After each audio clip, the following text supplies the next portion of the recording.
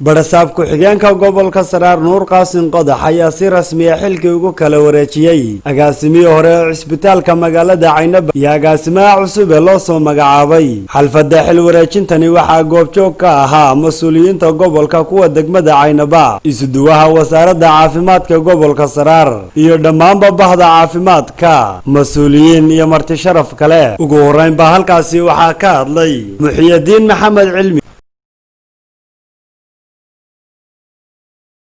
aad u soo dhaweynaya Dr.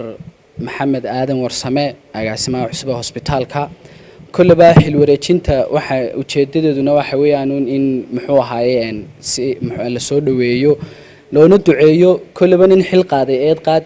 maanta hospitaalka horta meel wanaagsan buu marayaa egasreyga haddaan ku yara noqono insha Allah egasreygii uu inoo kacay haddii la yiraahdo isniinta kicitaankiisii lagu dhow yahay qolkii waa la diyaariyay qolkiina uu diyaarsan yahay waxaan kaloon aad gobolka iyo dhammaan bulshada dhan ugu bushaareynaya oo dardaarana uu gudbinaya madaxda gobolka waxa dalka Finland container 40 fiida oo qalab badan oo caafimaad oo ku jiraan qalabkii qaliinka deeqmo lagu soo wadaa in badan horta hospitaalada bariga lagu soo deeqo waxaan kelmadda dardaarankiiga tahay ninka agaasimaha ee cilmiga leh ee kartida lehna loo keenay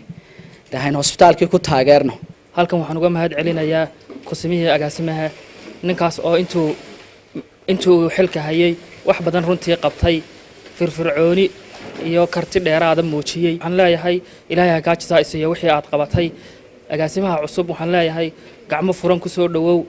maanta waxa isku nimi xafladda xil wareejinta agaasimaha cusub ee cusbitaalka loo soo cimaamaday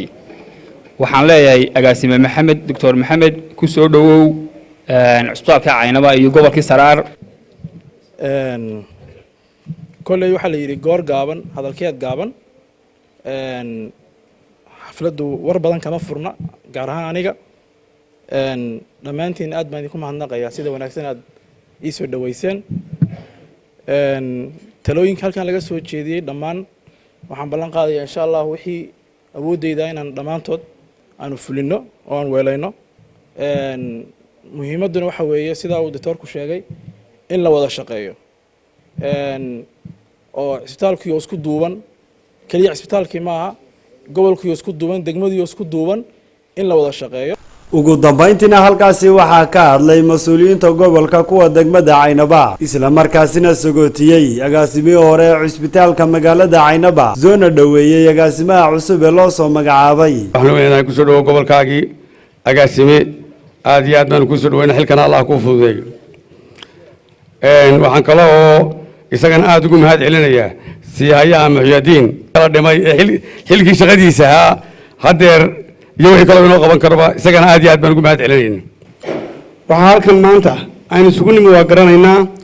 waxa weeyaan agaasimihii hore ee cusbitaalka